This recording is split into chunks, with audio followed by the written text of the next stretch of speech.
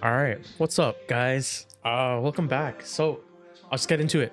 Title of the video: Wisp, Unga Bunga, or some type of Unga Bunga. I don't know exactly whether I'm gonna Bunga first or Unga first, but the Unga will be Bungad. All right, this thing right here is absolutely bonkers. Side note: I am gonna be doing a lot of videos in the relay. There's been a lot of good RBs lately, and I kind of just want to make sure I always have all my blessings up. So yeah, sorry if like a affinity notification pops up or like a credit thing or like any one of those loud chimes. All right, but we'll hop right into the build, and I guess I could start. I'll just talk about the weapon really quick in case you guys are new to Warframe or you haven't like checked out the great side of hammers at all. The Arca Titron, it's just a big slam thing, you know. Heavy slams are counted as heavy attacks. However, let me see if I can do this efficiently. However, heavy slams, the slam itself is relatively instant in terms of like when you like press the button, like so like while you're in the air and then you heavy attack, it kind of just goes down. There's no like additional wind up. So that being said, heavy attack wind up speed does not really work on heavy slam builds. What does kind of work though is, oh my god, I can't spell. And there's a blessing. Is attack speed. What attack speed does is once you slam, you will be kind of like stuck in animation to the floor for a little bit. And attack speed will pull you out of that, which is like kind of really nice, just like for quality of life, especially if say you aren't like a high APM player, because another way to get out of that animation is actually just to roll, right? So you don't need attack speed per se, but if you, especially, I don't really play controller now, but when I first played Warframe, like I don't think I was the highest APM player when I was on like PS4 or whatever. If you play controller, like attack speed might feel good just for QOL reasons for you.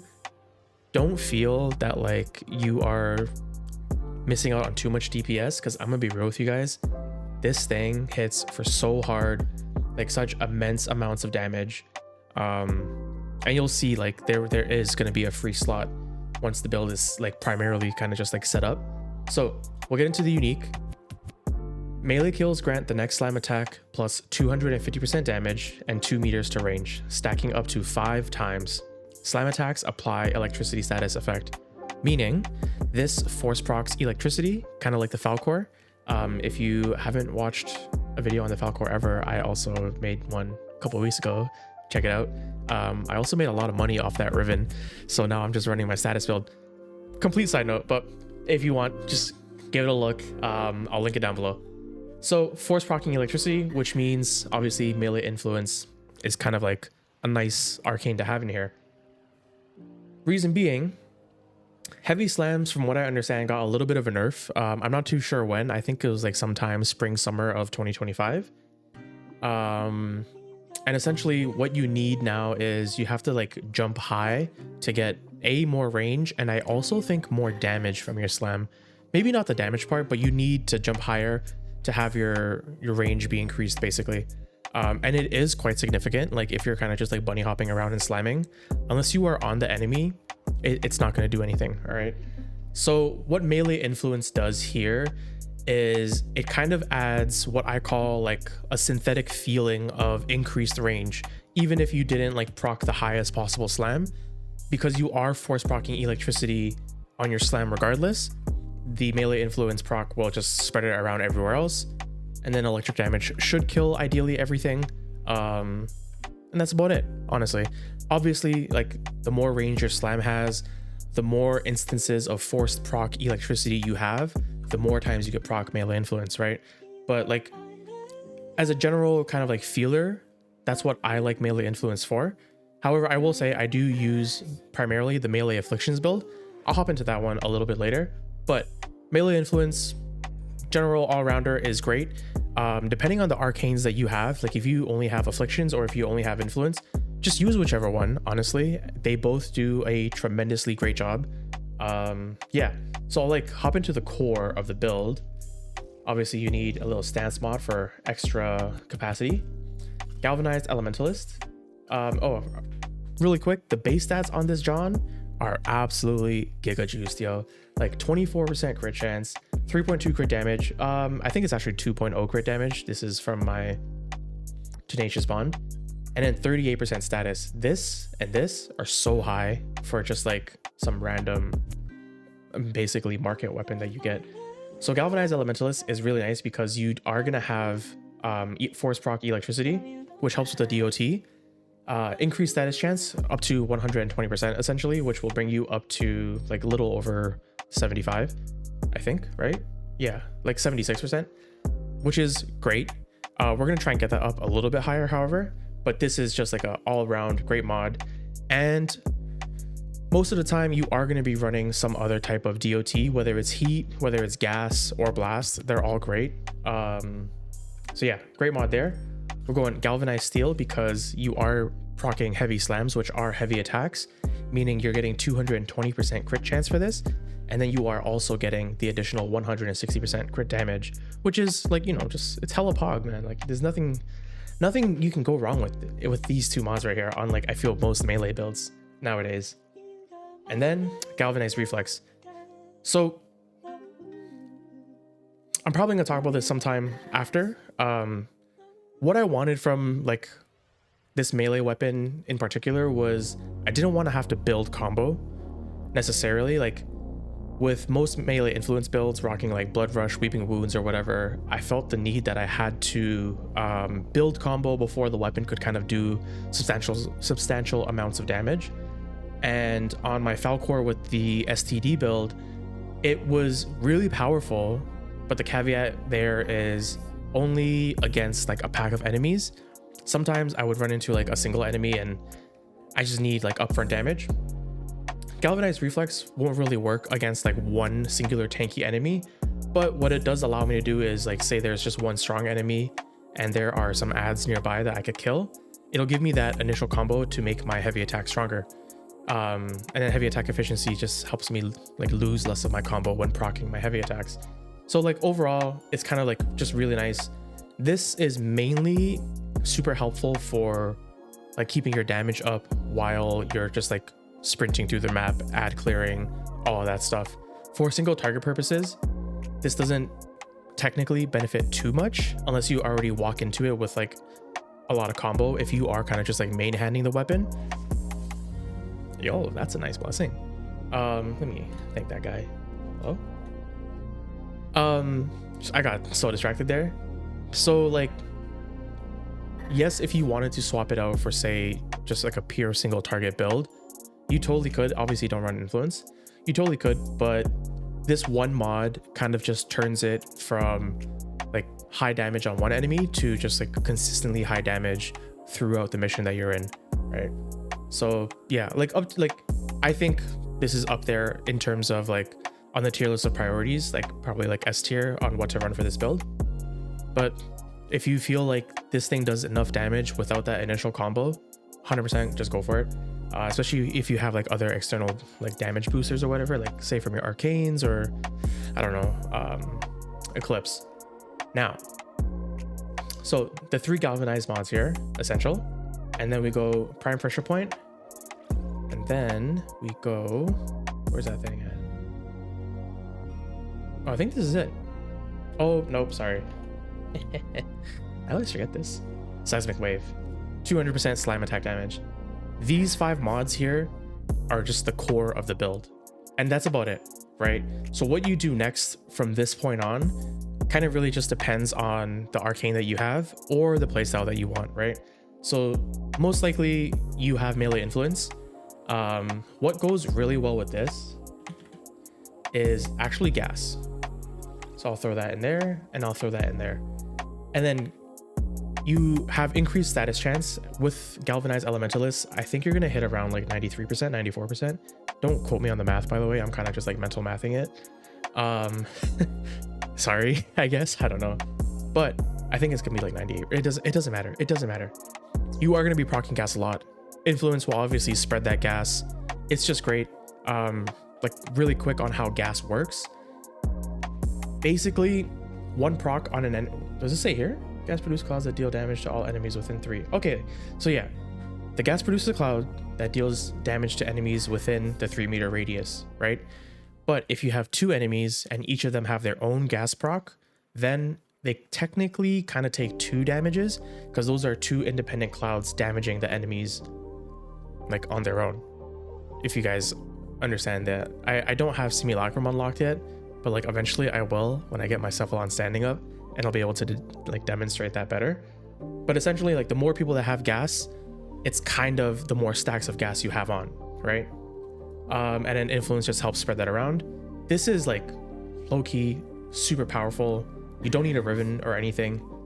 And then what you run in the last slot, honestly, it's completely up to you. So this is where I'm saying like there is a lot of flexibility. Like if you are like a rolly player or like on sticks or whatever, or if you're not like a high APM player, attack speed here would low-key feel really great. I would just run Berserker Fury because 75%. Most of the time you are going to be killing 2 enemies. So this is just really, really nice. 30% is also just great too. You could in theory run Magnetic Rush, but you would be diluting your status pool a little bit. So I would suggest against it. You could also just run like a little bit more electric. So say I move this up here, you can run Shocking Touch, which is a good idea. A lot of people do this to further boost their force proc electricity. And then also just to add more of a chance to proc melee influence or whatever. I don't think you need this because it is force proc, but if you wanted to just raise your status chance to guarantee gas on every enemy, you could do something like Voltaic Strike, and then it won't dilute your pool too severely there, and it would still be synergistic with the force procking. Yeah, like whatever you want. Range, you don't really need it. If you are main handing the weapon, it's a tough call, to be honest with you, because if you are main handing the weapon, I think attack speed would be the most ideal thing to make it feel good. However, the range will obviously feel good as well, right? So like we'll go over possible Riven rolls afterwards, but because like the Riven disposition on this thing is also like really, really great. So this would be like my standard melee influence build. What also feels really good here though too is Blast. Blast feels amazing with this weapon on melee influence, because really quick to just go over Blast, what it does is it adds stacks of detonate to enemies. Once they hit 10 stacks, they explode, or if they die with the existing stacks, they also explode or whatever. That explosion adds to that like kind of sensation of like synthetic range that I was talking about earlier that melee influence has. So these two together actually feel really, really good, and it makes the weapon feel like not nerfed to the ground in terms of like its range. So like when I do like baby slams or whatever, it still feels very impactful, feels like very big on range. And then again, whatever you want down here, super flexible on this build. You could even run like a little bit of Amalgam Organ Shatter, just because there are times when like you'll be running around and you might heavy attack by accident while you're 2 feet planted on the floor. This will kind of just help you get out of it faster, and the crit damage will be great too, because you will be consistently critting. Because you are running Galvanized Reflex, you could also run Weeping Wounds would be decent if you're running gas, I think. And then you could also run Blood Rush as well, because again, you will have a lot of initial combo, like 5x basically. So this will be really nice for like more consistent crits. Depending on what you feel like you need, just like play around with it, go for it. I don't have the Exilus thing inserted. If you're main handing the weapon, I would say Guardian's Wrath would be like a good idea. However, Dispatch Overdrive low-key looks kind of crazy. Like 60% movement speed on kill, or not even on kill, on hit. This is kind of nuts. So I think I'm eventually gonna slot this on. I just don't really feel like I don't have enough plat for that, to be honest with you. That's just I got Warframes I want to work on. I think I'm gonna have to buy Warframe slots too, so whatever. I would say Dispatch Overdrive would feel really nice. If you're main handing, that Tenno-Kai one would be great. Now, if we're going into, let's say, melee Afflictions, right? This is kind of changes a little bit. You still can run gas, would be a great idea. I wouldn't run blast, to be honest with you. Also, if you have primed fever strike, I don't know if I already said this, 100% slot that in, like way more damage here. I would probably proc gas so that you can get more clouds out of it. You will be like, same thing with force procking electricity. You are essentially force procking CC on them, like crowd control. You are going to be knocking them down. You are going to be sending them flying. Like, the heavy slam is absolutely like ragdoll heaven. It's great. It's fantastic. So you could run something like this. I actually have it on, I'm running viral on my main build. And then with melee afflictions, this is kind of what helps me get multiple stacks of viral onto the enemy in case they are strong, but I still can crowd control them, basically. Viral is just kind of great. Like, the more stacks you have on it, the more damage you do. It's just a absolutely S tier elemental combination. Yeah, that's about it. So I'm running a viral with melee afflictions and still super flexible in the slot. Personally, I am doing heat because more armor stripping, more damage over time. Melee afflictions just synergizes well with both of these. Like, if I proc fire and I like hard CC them, then I can proc a bunch more fire. Same thing with the viral. More viral stacks is always great. Super synergistic build. I do roll out of my heavy slams, which is why I'm not running a heavy attack, or sorry, why I'm not running attack speed here. But my first probably like 5 hours or so of using this weapon, I did run attack speed there, and it did feel great. But like, once I got used to it, especially on Wisp, it's just been feeling good all around. Now, I'm gonna hop into my build. Oh, maybe before I do that. So like I said earlier, this weapon has like great Riven disposition. Basically just means like, the more circles that are filled here, the more you get out of your Riven. 1 to 2, I believe, is under 1.0, which is technically you get less out of your Riven. So then you're in the territory of like, is a Riven kind of worth it on this weapon? Is it not? Yo, really quick, I kind of just glazed over this, I think, a little bit too fast. Also, DE, I think this is the one thing they do kind of poorly, is explaining Riven disposition. So if you go to a weapon, and you see, where my stuff at? No, this doesn't have a, there we go. And you see like 4 out of 5 circles, and this is kind of all they give you in terms of like explaining what Riven disposition is. And then you go here, and then you see 1 out of 5 circles. Basically, there's some type of like multiplier that correlates with all the different circles. Typically, so I think like 3 out of 5 is around that 1.0, meaning like it's considered worth getting a Riven for. But essentially what it boils down to is how far or like how high value of a roll you could get on your weapons. So like, say on my Arca, I have 233% crit chance because this is like 4 out of 5 circles, or I think the math on it is 1.35x. So that's why I'm able to achieve like high rolls here. But then on my Exiltra, this is also like 1 out of 5. So this is like the lowest of the low. I'm only able to achieve like 58% toxin, whereas here I'm at 101 cold, 78% crit damage, 1.25 infested, stuff like that. Like, see, the Bratton also has a really good Riven disposition as well, so you're able to hit high levels of crit or high levels of multi-shot. The Phantasma is also a really good example there. So it really just depends. The Aeolac, there it is, like minus impact, and then you're able to get like high stats. So when people like talk about Rivens and like it being worth it and not worth it, just like a quick disclaimer I want to say is like, realistically, if you really like the weapon, no matter what it is, whether it's a high Riven disposition or a low Riven disposition, I would consider trying to find a Riven for it. And then instead of rolling for something that your build kind of depends on, like something with really high crit chance or high status chance, like the one on my Arca Titron here, maybe roll for something that can just provide you utility and free up 1 or 2 mod slots. Because essentially, like, what this Riven here is doing for me is allowing me to remove Malignant Force, which only gives me 60% toxin damage anyways, and then I'm trading off that percent status chance for extra crit damage and also damage to infested, which is pretty nice. The minus impact is also good for like status dilution. And then I have essentially a free slot to do something else. I can find status elsewhere. If now I want to play off more crit damage and then also kind of supplement the status that I lost out on, this would be like a really good Riven to use hammer shot with, basically. So like, again, if you end up really liking certain weapons, I would say getting a rune for them isn't technically like so bad. And it allows you to like really personalize your build and find like very specific use cases for it.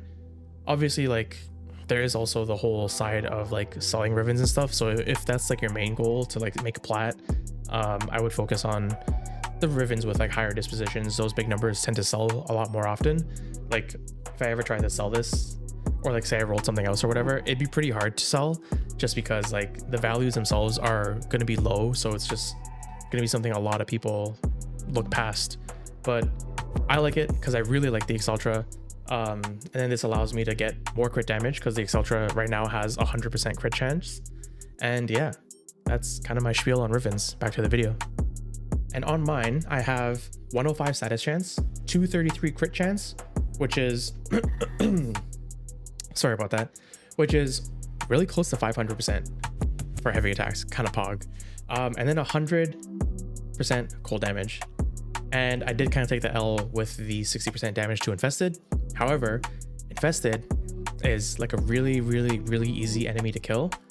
So for my Infested build, I am just running Blast because Blast is just like strong on Infested. You just blow them up. And then I'm running Shock for a little bit more DOT and then just to help with my Force Electricity.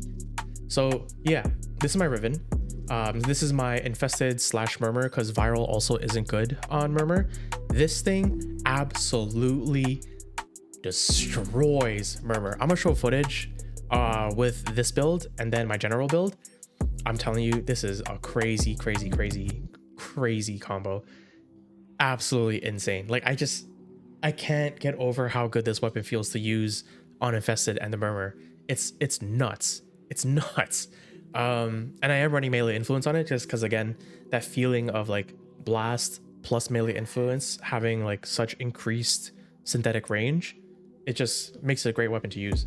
Now for general use, I do have it on Viral Heat with melee afflictions. This thing destroys like strong enemies. I'm like, I don't know if I have footage of it, but I'm like 3-shotting acolytes. I faced off that tank in Holvania and I was shredding that thing's HP. For a second, I thought like my team was shooting rockets, but we didn't have any rockets spawned. I just actually like dump trucked the tank. It was crazy. So this is my go-to build here. Now in terms of what you kind of want for your Riven, don't worry too much about it first. I would just run the gas build for a while. If you come to really like the weapon, then it's kind of up to you and your playstyle. If you are like a low APM player or like a rolly player, I would say attack speed might be something good to consider. Just being totally honest, it'll make the weapon feel great. Any amount of attack speed you get on it will be amplified by the fact that this thing does have good Riven disposition. Range is decent if you do plan on main handing this weapon and just like absolutely being a hammer Giga Chad. That's cool too. The go-tos I'd say would be crit chance, crit damage, just because again, like the crit stats are really important on this weapon and you do have such a good base to start off with. Status chance is nice if you are running like multiple elements and you want to make sure you're hitting those multiple elements. And then one of the elements for your desired build, basically. So like what I would do is like I would try Viral, I would try Blast, I would try Gas, I would try like every possible thing. And if you have an idea of which one feels the best for you, and also with the Arcane, then try to roll for that element.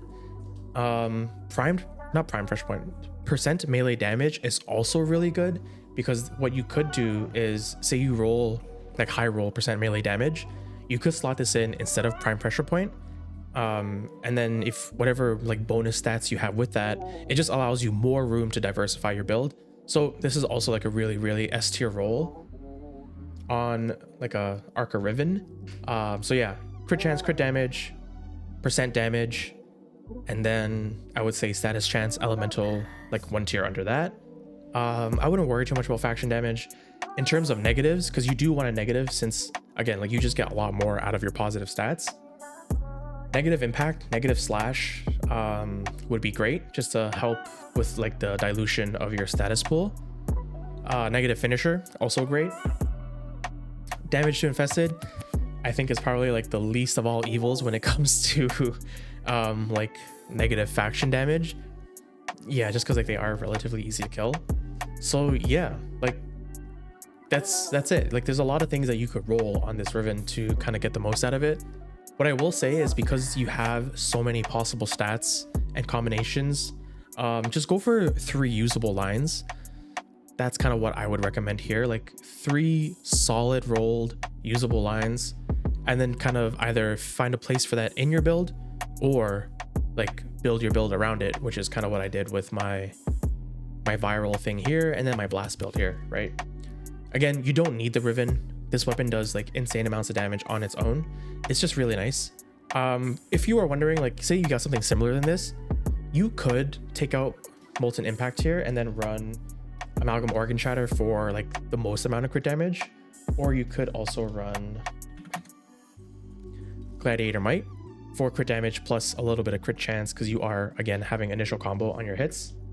I kind of just found that for general like use, the viral heat combination has just been feeling like really great, especially with melee afflictions. I just get more out of the arcane running these two together than I would crit, but I'm about to tell you why I wanted this weapon in the first place. So on my Wisp for a while, I've been rocking the Falcor, which like is great. And I do enjoy the weapon. I think it's like absolutely fantastic, yada, yada, yada, whatever.